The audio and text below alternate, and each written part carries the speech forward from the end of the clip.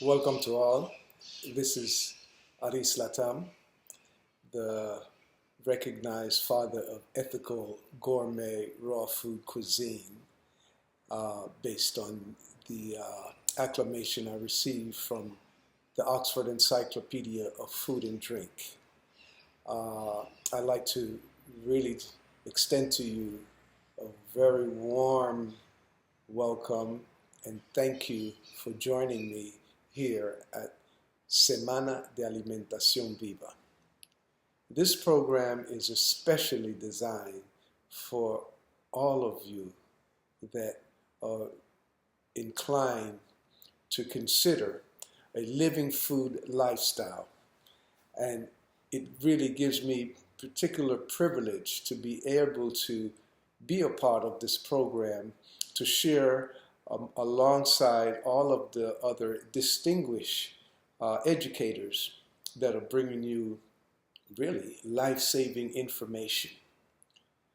I am here at present in Peru, and here in Peru I really would say that this is truly the capital of mega nutrition when it comes to the global natural food scene. The choices here are just unbounded. And particularly for what I'm sharing with you, it is quite appropriate to share it with you from this particular perspective, from the point of view of Peru.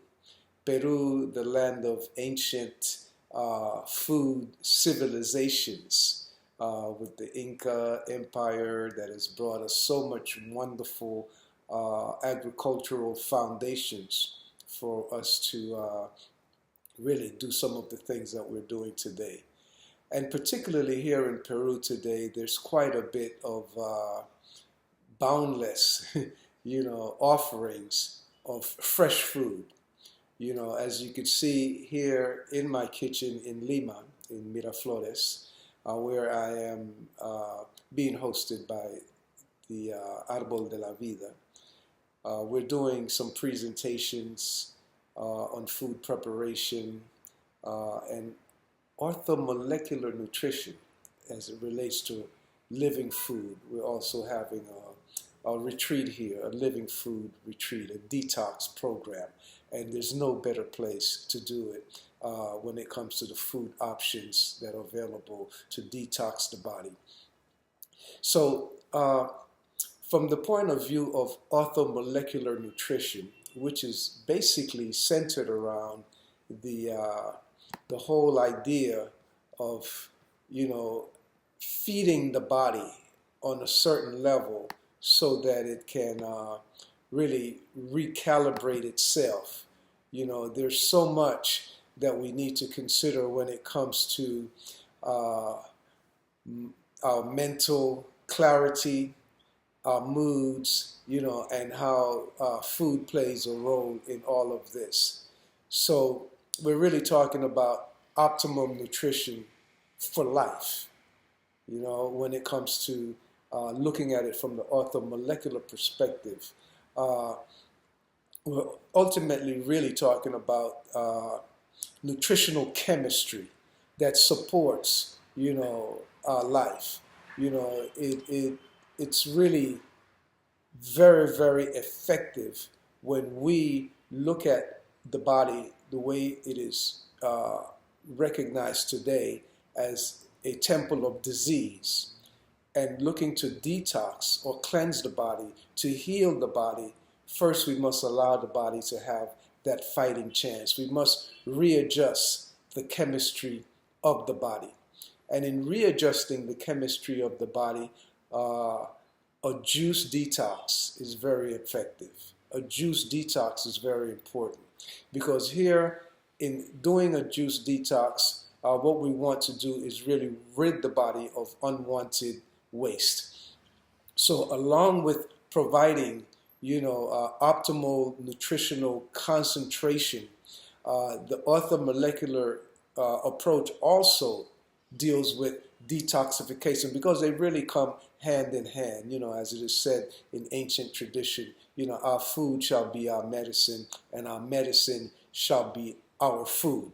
So to remove toxic molecules from our individual body, there's no better way to do it than to just flush it out, and it's safe, it's effective, and beyond all of that, it's very reasonable. And it's something that we can do ourselves, to be able to remove heavy metals, lead, mercury, aluminum, arsenic, and all of these things through a natural juice flush, natural juice detoxification, giving the body fresh nutrients from plants, fruits, vegetables, leaves, roots, you name it, that are bounded with minerals, vitamins, phytochemicals, electrolytes, all of the unseen and very powerful elements that we actually eat food for. And this is really one of the reasons why most of us are quite ill today, because we are lacking in these very powerful micronutrients and things of that level that is not facilitated by the traditional basically meat and potato, bean and rice lifestyle that we have been dealing with primarily today. So this approach is just a very vigilant, attempt to identify, chemicals in the environment, toxins in the environment, toxins that come through our diet, which, may affect us in very negative ways, such as things that are found, elements that are found in things like wheat and rye and barley, these gluten bound products, which create, quite a bit of challenge in our intestinal system. So because they destroy the villi in the system that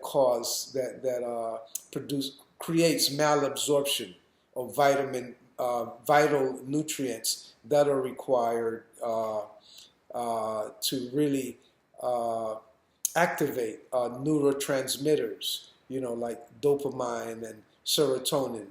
So when it comes to the whole issue of neurotransmitters, the imbalances and defects that we find based on these neurotransmitters having been affected, may be classified as mental illness and other issues that may not really necessarily be the proper classification, because then there's quite a few of medical intrusion that ends up taking place. So, to think that someone has something wrong with their mind because first of all, the brain is part of the body, and this physical organ, the brain, requires proper molecular chemistry in order to work effectively. So since the brain houses our thoughts and, it's the coordinator for our senses, a chemically imbalanced or toxic brain would express itself by disordered thoughts, anger, anxiety, depression, and things like that, sensory disturbances, hallucinations, and things of that nature. And then, then the medical invasion starts to take place. So I think it's important, though, that we look at the diet relationship, for optimal health. This is something that has been happening throughout recorded history by some of, the greatest recognized practitioners. Number one being Imhotep, who came out of ancient Kemet or ancient Egypt. And a lot of his knowledge was studied by people like Hippocrates and Pythagoras, So we're talking, over 2,500 years ago, up to 5,000 years ago, where records have shown that specific foods were used to treat medical conditions, especially psychological conditions. So why not do that today? We have quite a vast array of foods available to us that have not only nutritional values, but also have quite a bit of very powerful medicinal or healing qualities as well. One of society's modern, genius, Linus Pauling, has expressed this. And this is where we get the whole beginning of the approach of orthomolecular nutrition based on his observations. So basically, it's all about varying the concentrations of the substances that are normally present in the human body to control diseases, basically. So if it's a certain vitamin that is lacking, that creates a certain condition, a certain minerals that is lacking, or toxins that are irritating the system, that are leaving waste behind, that are blocking, congesting, and stagnating, then there is foods. There are foods that have what it takes to unclog, to open up, the channel, to remedy, the situation, whether it's affecting the brain, it's affecting some other organ, the kidneys, the lungs, you name it. So rather than using these powerful synthetic drugs, which basically, has been proven to really not be that effective, that powerful, they just really control and suppress symptoms, pretty much, more so than doing anything else. So, Dr. Pauling has reached the conclusion that, it is best to treat people with this nutritional science, which he terms as orthomolecular therapy. And there's really today the advent of the living food diet, the living food lifestyle, the raw food, culture. Really, it's quite timely because there's no other approach to eating, to dining, to feasting, to gorging on food, or just simply just taking care of one's basic, nutritional need. There's no better approach that brings together or typifies, the values of the science of orthomolecular nutrition, which basically it just aims to restore, the optimum environment of the body by correcting the imbalances of deficiencies based on the individual's biochemistry, using substances natural to the body such as vitamins, minerals, amino acids, trace elements, and fatty acids. And these all can be found in food. So rather than just subscribing to, the nutritional supplements that have been processed, manufactured, which works quite well in many cases, but we can step back a little further and just deal with the food, deal with the whole food, deal with the whole plant before it has been processed. So the key idea, in this type of nutrition approach is that, genetic factors affect not only the physical characteristics of the individual, but also their biochemical makeup.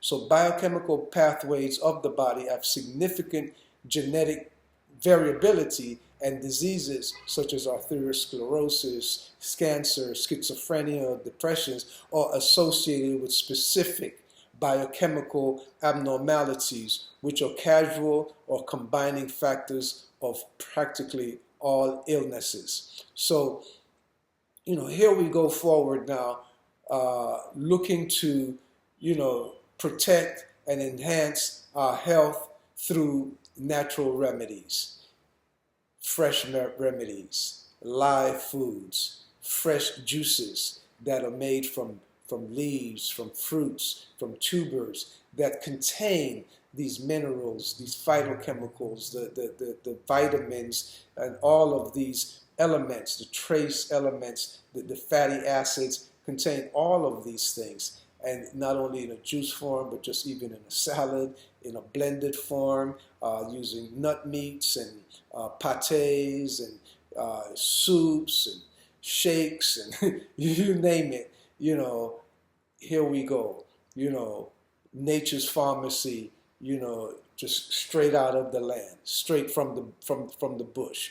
So, one doctor, I believe his name was Abram Hoffer, puts it quite clearly. He says, orthomolecular treatment does not lend itself to rapid drug-like controlled symptoms, but patients get well to a degree not seen by tranquilizer therapies, who believe orthomolecular therapists are prone to exaggeration. So many of these traditional medical doctors, institutions feel that orthomolecular scientists are really off, which is fine if they want to go that route. But now here we are, the living food movement or the living food science that have taken now orthomolecular to another level where we don't have to necessarily look at it as medicine. We're just looking at it strictly as food, because that's all we're dealing with is food. And it's basically all about fresh food, So, it's about getting into the gut of the human being, looking at hormones and neurotransmitters, which are generated in the gut and interact with our organs, such as the lungs and the heart. So there's a lot of research out there that are showing how the gut affects the bodily functions, even beyond the digestive system.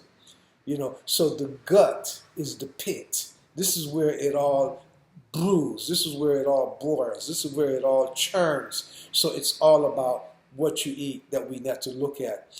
So there's studies that are supporting this. There's studies that are shown very direct links, from the gut's health to bone formation, to learning and memory, and to even conditions including Parkinson's disease and so forth and so on, even up to in these days, research have shown, that we just disrupting the stomach or intestinal bacteria can prompt depression and anxiety.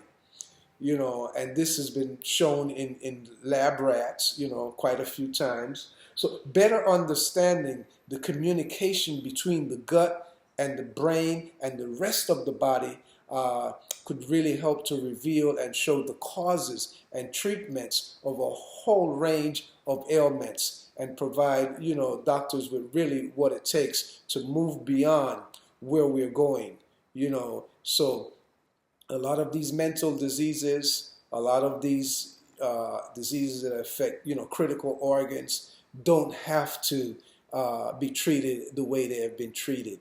There are people like myself, today who are living examples. I am 69 years old, and I are actually 69 years of being, neither old nor young necessarily, but I'm not ill, as my other contemporaries at similar age or close age, even younger than me, are really, suffering from a whole array of life-threatening diseases, consuming all fresh, living plant foods for the past 40 years have brought me into a position where I have really, shown the value of eating this way to defend your life, I started off doing this back in the 1960s. It's been 46 years now where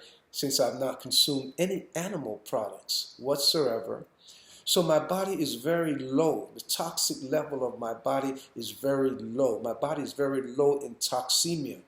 And toxemia is definitely, the root cause of practically most diseases, especially life-threatening diseases that are facing humanity today. So to follow these examples of not only myself, but other people who have come before me and other people who are walking alongside me, practicalizing this lifestyle, it's quite a wealth, for humanity to take a minute and stop and listen and observe the same way we give the doctors, the medical institutions a certain type of respect. We need to give nature, we need to give life, equal level of respect and observe, what is going on, the power of life, the power of nature, the power of the plants, to be able to do these types of things for us and bring us into a certain level where, people like myself at this age is not suffering from, or being threatened by Alzheimer's and other mental issues or cancer and things of that nature. So eating raw foods is natural. We've come on this planet, we've been on this planet, for at least 1 million years without, and survive marvelously without the use of fire for probably hundreds of thousands of years before we figured out the use of fire. So obviously we never ate no cooked foods prior to the advent of fire. So our bodies thrive best on fresh and vital nutrition. So a raw food diet, or increasing the amount of raw food that you don't have to necessarily go 100%, is actually definitely going to make you feel better, look better, and also increase your level of well-being. This is something that, there's no doubt about, there's no denying. This is something that is seen every day today in hundreds of thousands of people who are subscribing and adopting to this lifestyle, that are showing how marvelous it is to free themselves of certain life-threatening disease just through basically cutting out devitalized foods, highly processed, chemicalized foods, animal products, animal flesh and things of that nature, and increasing the amount of fresh living plant foods. So these are unprocessed foods or uncooked foods as you know it, cooking, because these foods are actually been cooked by the sun, and we definitely want them to be organic, as much organic as possible. That is our objective, is to have them grown without chemical fertilizers and pesticides and things of that nature, besides being unprocessed. So we're really basically talking about fresh fruits, fresh vegetables, nuts, seeds, grains, some dried fruits, fresh juices, and even water from coconut, the young coconut,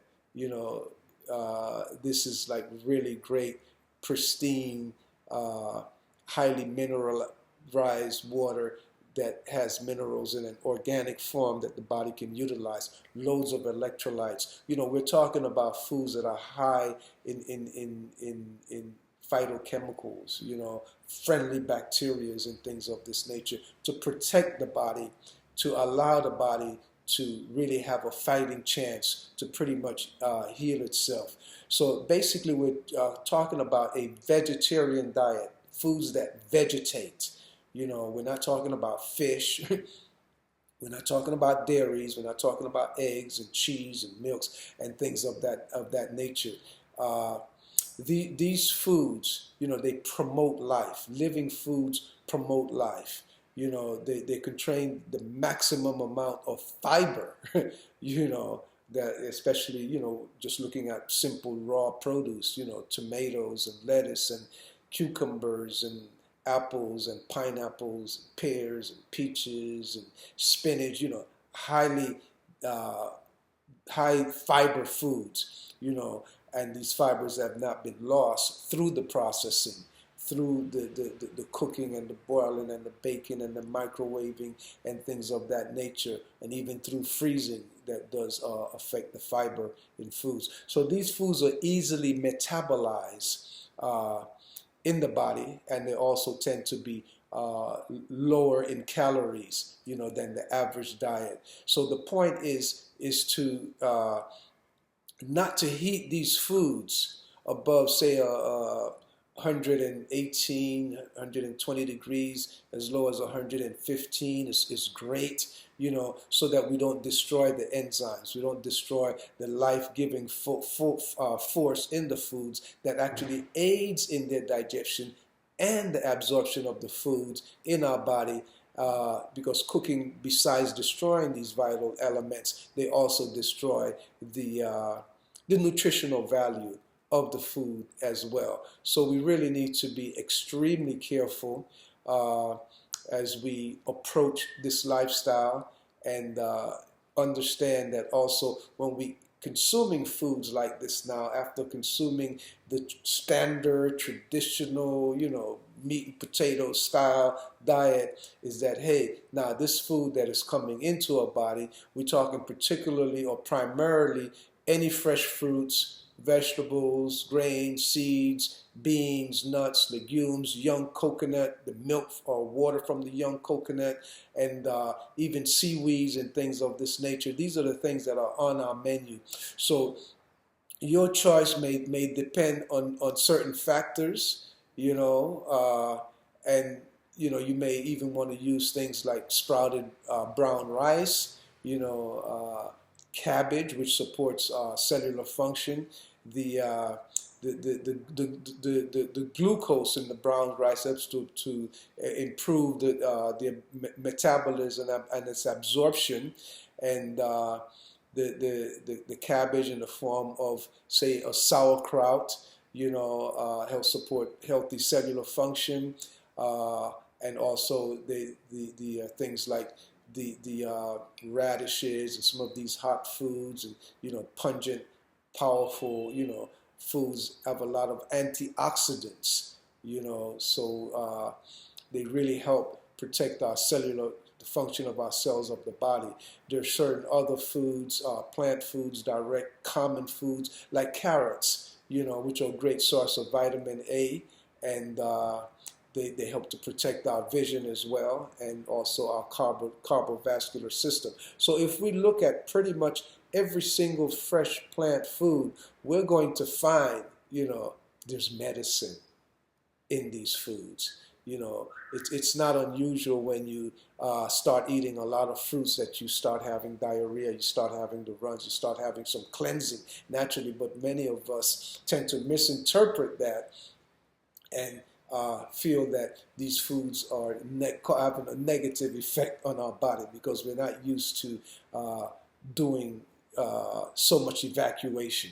So, you know, sprouts, another great bountiful of foods. You know, sprouts themselves, especially, you know, we're talking about using organic seeds, which are, you know, they have great levels of vitamins, minerals, proteins, trace minerals, chlorophyll, that green pigment, you know, in sprouts when they're exposed to sunlight, you know, the enzymes. These are all basically and ideally natural supplements. So, you know, we can do this on a practical level, on a home-based level.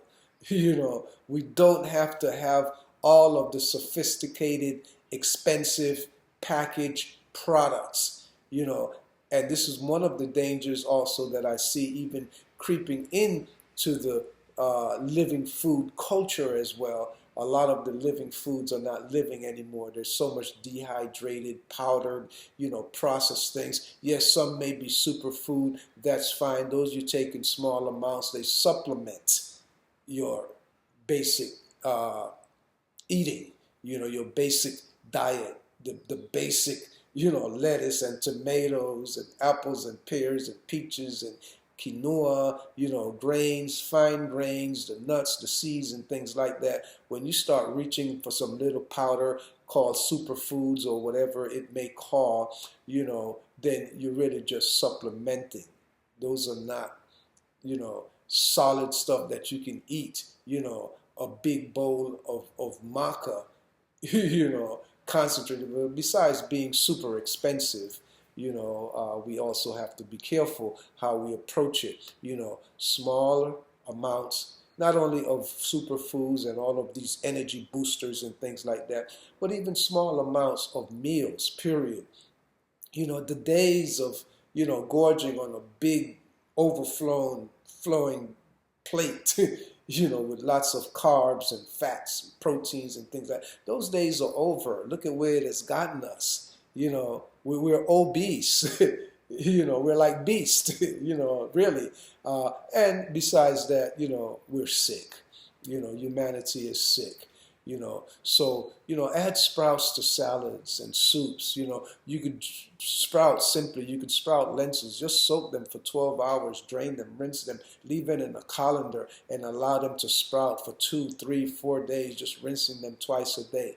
You know, you do this with other legumes, you do it with grains, you know, and your seeds and nuts, they just simply need to be soaked, pre-soaked for 12 hours to activate them, to remove the enzyme inhibitors. So these things, you know, and the sprouts, which you can juice, you know, I would juice my alfalfa. You know, we have some alfalfa sprouts here. You know, I put alfalfa sprouts in my juice, you know, in my vegetable juice. You know, we have some onion sprouts here. Excellent. You know, we have radish sprouts. These red radish. Actually, these are clover sprouts, red clover sprouts. These are excellent to put in juices. So we add these to our vegetable juices. You know, we add them with our lettuce. You know, our lettuce. We have spinach. We have tomatoes. You know, these are things. These are the base of our juices. We have carrots. You name it. Red cabbage. Here is some baby arugula. I juice these arugula in with my juices, you know, in with my vegetable juices. These are the things, you know, so these fresh juices, they're great, ready energy supplies and good quality nutrients. So just get yourself a good juice extractor and just bounce around, just drop stuff in there, you know, just put whatever you like, you know, to get things going. Here I am right now as I talk with you. I'm sipping and enjoying myself a nice big glass of juice. This here I made first thing this morning. This juice has grapes. We use the Muscat grapes, those wonderful aromatic Italian grapes are in this juice. So I just put the grapes in the blender without the stems. Just blend it for like 10 seconds just to break it down a little bit, create a nice water base in the blender. Then I put tangerines, peel the tangerines, drop them in the blender with those grapes, just blend it lightly for about another 10 seconds, loosens it up real good.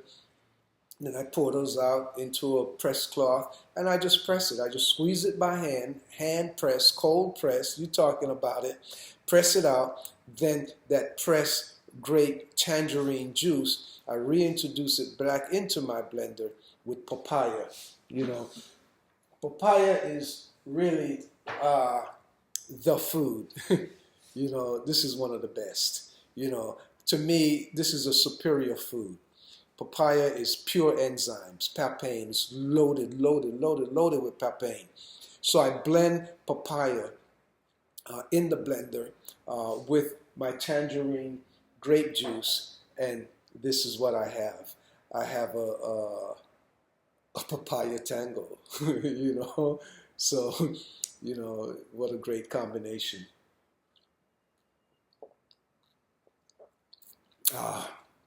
Hydrates me and really takes me to the next level. So the things that we have available to us today. Now, this food here, this is a very special fruit. It's important for us to look at these types of foods. We need to get out of our box. We need to get out of our community. We need to see what the global community has to offer us. This is a fruit that I get here in Peru. It's called sanqui. Sanqui is a cactus fruit. So here, look at it. It's just like the it's in the family of the dragon fruit, the pitaya. This fruit is just marvelous. When you're looking for a cleanser, this is it. So I would combine sanqui in a salad with plantain. Sanqui, plantains, and tomatoes make an excellent salad. So here you have a healing combination that you can enjoy as a meal. You can enjoy it as a meal. So to be able to fuse these superior foods is where it's at. Here, where I am also in Peru, I have access to this algae. This is a sea algae. Actually, this is an algae from a lake. Look at it. Great trace minerals, micro minerals. So I would blend that in with a green juice. This is one of the things about having access to the global market. Here, this button here, this is an artichoke button. One of those super artichokes that are grown here in Peru. And we eat this raw. This is meat. This is plant meat. So you don't need to eat the animal-based meats that are loaded with cholesterol that clogs up your system. Besides that, here we also have olives. The miracle that olives can perform for your system. The oil, the fat in olive, the lubrication, the protein, the building value of olives, plant-based foods. This is where it's at. This is what we really like to always highlight when it comes to orthomolecular nutrition. You can get it just like this. Spinach leaves, a spinach juice, spinach with cucumber.